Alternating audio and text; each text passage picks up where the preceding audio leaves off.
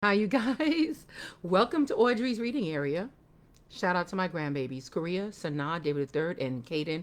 I love you all and I miss you so very much. Alexa, what time is Audrey's reading area?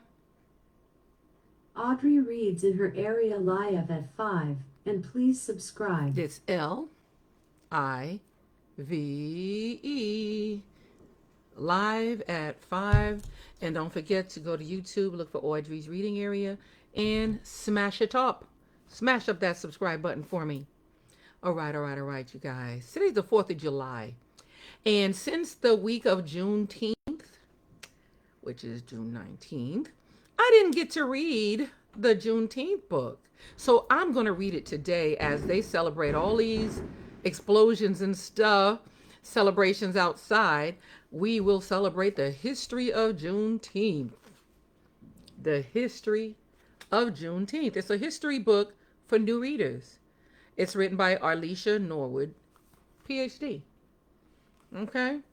I'm going to ask you to share my videos, like my videos, do it all up, do it all up. All right, as I read this book to you. The back says, Explore the history of Juneteenth. It's an introduction for kids ages 6 to 9, but everyone can enjoy this book. On June 19th, 1865, enslaved people in Texas they were finally told that they were free. It says they were told that they were finally free, that slavery was now illegal in every state. But it's like they're saying that they were finally free. But honestly, how it went was they were finally told that they were free because they were free and nobody told them for a while. Okay? The people danced and sang in celebration. Today, we pay tribute to this historic day with a special holiday on June 19th called Juneteenth. Celebrate freedom, our own independence, right? This colorfully illustrated story takes you on an exciting journey through the history of Juneteenth and how it's celebrated today. What will you learn about this joyful day? Written by Arlisha Norwood, PhD. And I believe she must have done the illustrations too because I don't see. Oh, it says illustrations, Sawyer Cloud, photography, Nide, picture library, Alami, stock photo, etc., etc. I just want to jump into this book. Oh, Sawyer Cloud is the illustrator. Arlisha Norwood is the writer. Sawyer Cloud is the illustrator. Nice. All right. All right, all right, all right. All right, let me just jump right in. And we're not going to have enough time to read all of it, but I'm going to read what I see and I'm going to try to get all the important parts of this book. Chapter 1, Setting the Stage. Understanding Juneteenth. When Sarah Ashley was a child, she thought about a life different from her own. She imagined playing outside and laughing with her friends. She dreamed about freedom. She wanted to be an ordinary kid. Unfortunately, she could not. Sarah Ashley was born enslaved. She was forced to work under harsh and dangerous conditions. She was considered the property of another person. She was bought and sold without her permission, as if she were an item in a store. Sarah's entire family had been sold too.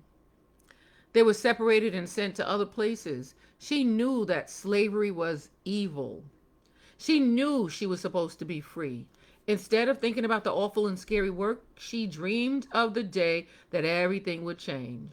So on June 19th, 1865, Sarah encountered her burst of freedom.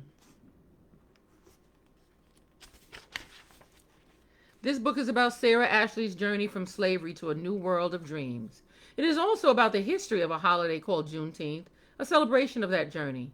Although this story is full of determination and courage, many of the chapters will teach about the difficulties that Sarah and other African Americans faced. At times while reading, you may feel discouraged, but I invite you to think like Sarah, dream. and focus on freedom. By doing so, you will inspire to keep trying no matter what obstacle you may face. And by the end, you'll have all the joy you need to celebrate Juneteenth. I hope you are encouraged to imagine and create a new world, just like Sarah Ashley. So, this is her story about herself, and I really thought it was a story about the history of Juneteenth, not Sarah's history. So, I'll try to read as much as I can pertaining to the history of Juneteenth. So, it says slavery in America. Hundreds of years ago, people throughout the world traveled to the continent of Africa. Africa was a very rich continent. Several West African countries had large cities. Many Africans were wealthy and successful. Jump in the think tank. It says, what are some other important holidays in history? How do you celebrate those days? We're going to keep this on the Juneteenth history today. White people from Europe did not see Africans as equal. They believed people who were not European were inferior. These racist ideas became very popular. Europeans captured and enslaved Africans. Europeans used slavery throughout the world. When they colonized America, they brought slavery with them. So by 1804, slavery was illegal in the northern United States. In the southern states, it was still allowed. Many southern farms were big plantations that needed a lot of labor to make money. Southern farmers did not pay enslaved people. They made even more money this way. Enslaved Africans were forced to work every day. Enslavers viewed them as property, not as people. Enslaved people faced violence from enslavers, and that's putting it nicely. They could also be sold to other enslavers at any time. Families could be separated, like Sarah's was. Enslaved people fought back. Some ran away or refused to work. They even formed an underground railroad. Well, we all know that that was Harriet Tubman that formed the Underground Railroad that secretly helped enslaved people escape to the northern states.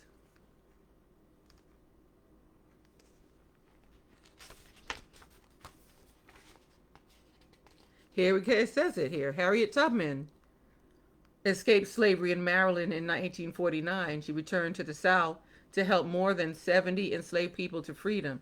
Later, she was a spy in the Civil War. Harriet Tubman. In order to stop enslaved people from escaping, the United States Congress passed laws called the Fugitive Slave Acts. These laws said anyone who escaped slavery had to be returned to their enslavers.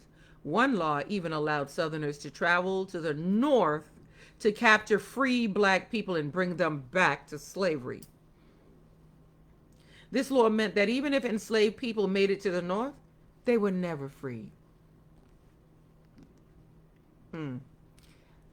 So you can look at the dates and look at what it says. It was the North versus the South, the Civil War. You know, you can pause and read this part.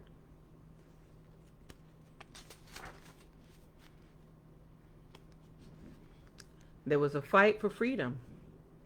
The fight for freedom. On April 12, 1861, the Civil War broke out at Fort Sumter in South Carolina. The Union lost the first battle. President Lincoln was worried, so he increased the number of Union troops.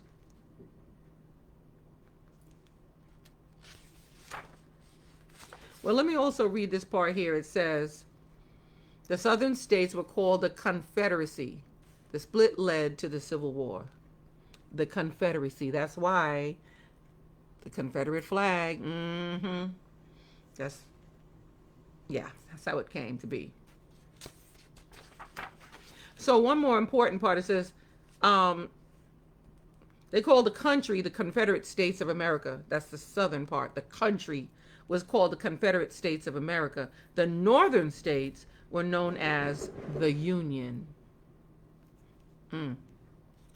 Okay. The Union Army was larger, but most of the war was fought in the South. The Confederate troops knew the land better than the Union soldiers. The armies next faced off at the Battle of Bull Run in Virginia. The Confederate Army won this battle too. At the next fight, the Battle of Shiloh in Tennessee, the Union won. Many soldiers were injured or died. The Union win did not feel like a victory. Mm-hmm. You can pause and read. You can pause and read. Emancipation Proclamation.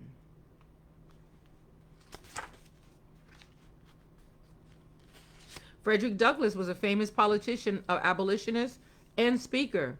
Douglass escaped slavery at age 22. Once free, he dedicated his life to ending slavery and speaking out against racism. So go ahead and pause and read. Pause and read. The end of the war. I'm going to let you pause and read this part here. But it says the Emancipation Proclamation did not immediately end the war, but it made the Union Army bigger and more powerful. The Confederacy relied on enslaved workers to farm their land, so it lost money and resources. In April of 1865, the largest unit of the Confederate Army surrendered to the Union Army in Virginia. Only a few days later, Abraham Lincoln was assassinated while watching a play. Americans were shocked and sad. You can pause and read. June 19th, 1865. This is Juneteenth, y'all. Juneteenth. Almost 2 years after the Emancipation Proclamation, more than 250,000 black people were still enslaved. Even though the largest unit of the Confederate Army surrendered, some Confederate troops in places like Texas continued fighting the war. They believed they could still win. They refused to free African Americans and made it very difficult for them to get to the Union Army. They didn't even tell them about their freedom. African Americans, or black people, knew they were free, but they had no one to enforce their freedom. They didn't know they were free. Okay, I'm just correcting a little bit in the book. Enslavers ignored the Emancipation Proclamation. They used violence to force some black people to stay. In 1865, Union officials knew they had to take control of the former Confederate states. They wanted to make sure Confederate soldiers stopped fighting. Union generals sent large, let me show you this picture.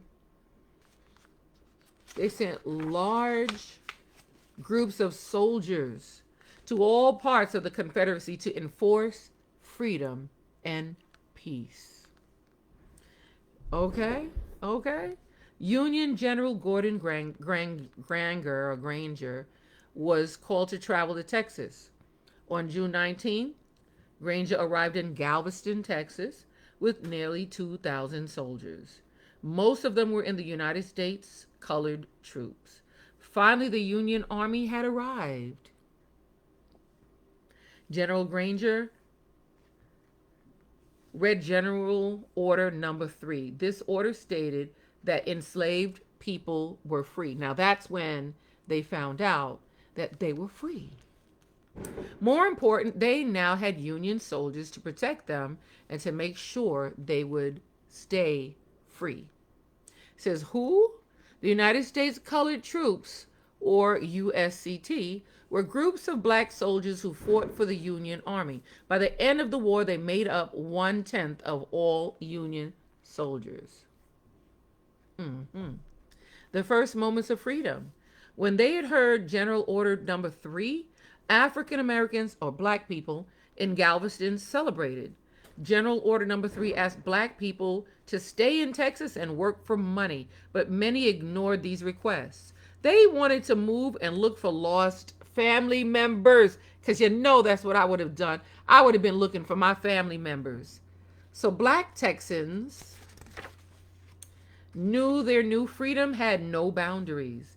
Some stayed in Texas, but others relocated to places like New Orleans, Louisiana. Some people moved further west. No matter where African Americans went, they faced hardship. Many people did not want black people in their communities. Yep, they didn't want us there. So, some Southerners did not want to accept the end of slavery. Former Confederate soldiers attacked free black people. When African Americans asked for payment for their work, many white people refused to pay. Politicians knew about these problems. They created an organization to make sure African Americans were protected. It was called the Freedmen's Bureau. After the Civil War, it became clear that ending slavery did not stop racism and hate. But free African Americans everywhere rallied together to build a new life. They created schools and new churches. They started successful businesses and farms. They voted in elections. In the years following the war, 16 black members of Congress, including 2 black senators, were elected. Pause and read this, y'all. Jubilee Day. Jubilee Day. They had early celebrations. Go ahead and read. Pause and read. Pause and read. Making history. Who? It says who? John Henry Jack Yates was a freedman, reverend, and leader in Houston. He and 3 other men worked together to buy Emancipation Park. Please pause and read this. I have to do that. I asked you for your forgiveness. I have to do that because there's just isn't enough time to read this whole book. So go ahead and pause and read.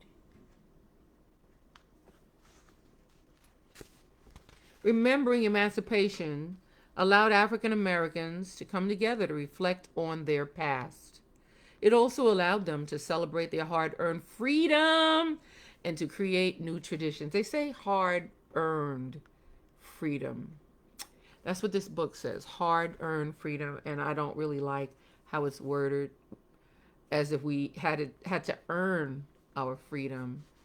But I'm just going to leave it like that right now. Yes. New challenges. Juneteenth over the years. Juneteenth, which is June 19th, is an official federal holiday now because of this. I'm going to show it to you again. Celebrate freedom, Juneteenth. The 20th century brought new challenges for African Americans. Southern politicians, the ones in the South, created unfair rules called Jim Crow laws. These laws kept black and white people apart. Which is known as segregation. Black people could not go to the same schools as white people. They were not allowed in many public places, and the laws even made it hard for black people to vote. Black people lost many of their rights they had gained after the Civil War. Some white Southerners joined racist groups like the Ku Klux Klan or the KKK. KKK members were violent toward black Southerners who refused to follow unfair rules. Confederate supporters, they were violent towards blacks, whether they followed them or not. I'm just making a correction. I'm just saying, or maybe I'm adding to this book. Yeah, they were violent towards blacks just for being black. Yeah. So I'm going to make a few corrections when I'm reading this. Confederate supporters built statues dedicated to Confederate generals. In many places, celebrating Juneteenth was dangerous.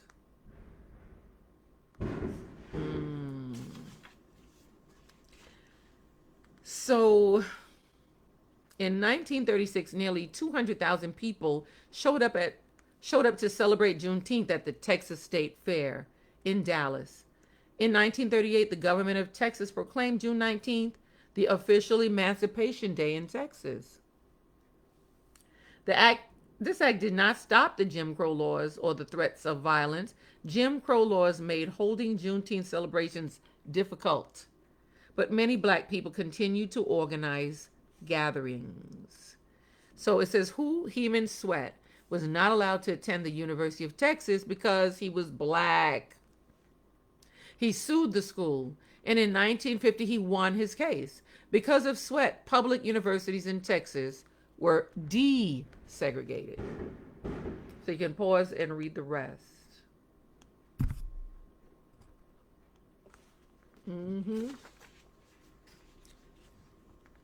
So many groups work together to protest segregation and fight for voting rights. They face extreme violence. When they marched to protest unfair laws, the police often attacked them. Many protesters were put in jail. During this time, fewer Juneteenth celebrations took place. People were focused on trying to regain the rights taken away by the Jim Crow laws. In 1968, Coretta Scott King, the widow of Dr. Martin Luther King Jr., and I don't know why they didn't mention him in here before, brought attention to Juneteenth. She helped plan a protest called the Poor People's Campaign. Protesters traveled to Washington, D.C. to ask the government to help poor Americans find work and housing. King and the organizers picked June 19th as the day the campaign would end.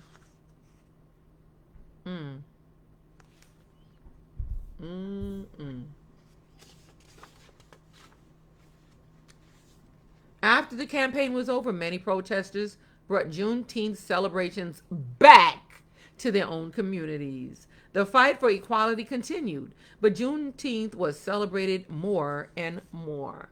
So go ahead and pause and read this. Pause and read. An official holiday, celebrate.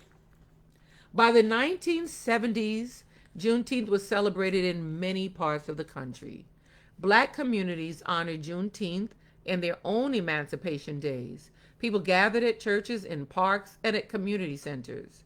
The celebrations included rallies for justice and equality. Emancipation Day had been honored as a day of observance in Texas since 1938. But Juneteenth was not an official state holiday. In the 1970s, a state representative, Al Edwards, called for an amendment to make Juneteenth a state holiday. It would mean many schools, businesses, and parts of the government would be closed on Juneteenth. Everyone would have the day off to celebrate. After a hard fight, Edwards finally succeeded. In 1980, Texas made Juneteenth a state holiday. In 1997, the National Juneteenth Celebration Foundation, NJCF, created a flag to be flown on the holiday. The flag includes one star representing the state of Texas and a bursting star representing the freedom. I have to get a copy of that. I have to get one of those flags, right? The flag also includes the colors red, white, and blue. These colors are a reminder that African Americans are a part of American history. As Juneteenth became more popular, organizers wanted it to be a federal holiday. That meant it would be honored across the nation, not just in Texas. Since 1976, Opal Lee, a well-known Texan,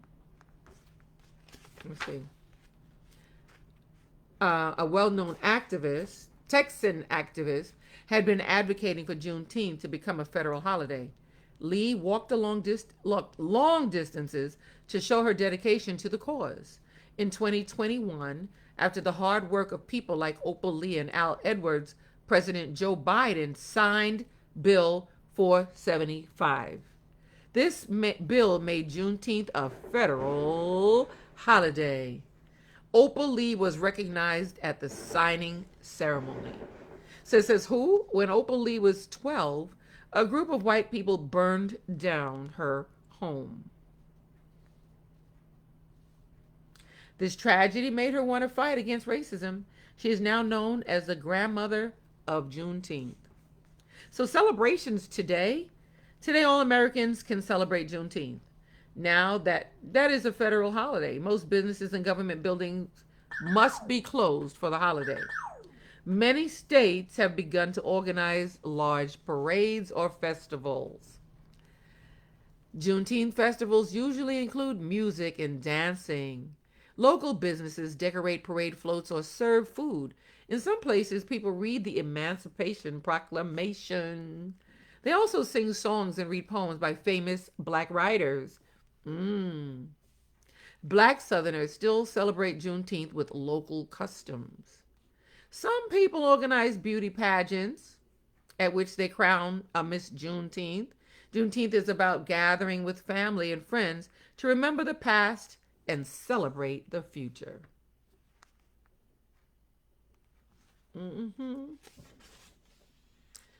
Juneteenth started in Galveston, Texas in 1865, but is now recognized throughout the United States. For decades, Black people faced racism, discrimination, and inequality. Even when there were fewer celebrations, Black people made sure Juneteenth, bam, they made sure Juneteenth was remembered. Juneteenth. They created a tradition and then worked to make sure it was honored forever. They created a tradition of partying, celebrating on June 19th. And don't you all forget that. I want y'all to celebrate every June 19th. Celebrate. Today we can all celebrate the history of Juneteenth and the burst of freedom that African Americans like Sarah Ashley felt in 1865. So what's the history of Juneteenth? You can read this. Pause and read that. Juneteenth became a federal holiday in 2021. So challenge accepted. We've read the book now, right? It says we've read the book. Now test your Juneteenth knowledge by taking this quiz. The answers are on page 53, but don't peek. So go ahead and take this quiz. Write down your answers. Pause. Don't forget to pause and read. There's more. Write down your answers. And the answers are here. So do the quiz first and then check your answers. Our world. Juneteenth has been celebrated for more than 150 years. As we learn about its history, we can remember the past and appreciate the changes that Black Africans have fought for. So go ahead and pause and read the rest. Pause and read. Let's think a little more about Juneteenth. How will its history inspire you? Yes. Well, all right. There's a glossary back here. New words are very important words that we've learned in this book. So please pause and read. Please pause and read. And that is the end of the History of Juneteenth book. Wow. All right now. Thanks for listening. Thanks for being here. And I'll see you again tomorrow, right? Thank you, Mom. Thank you, Victoria. Thank you all for all your support and sharing my videos and encouraging people to go to YouTube. YouTube. Look for Audrey's Reading Area. YouTube. Audrey's Reading Area. Smash that subscribe button. And I'll see you again tomorrow live. Live. Live at 5. Tomorrow. Tomorrow. I'll see ya tomorrow. It's only a day. One day away. See you tomorrow here at Audrey's Reading Area.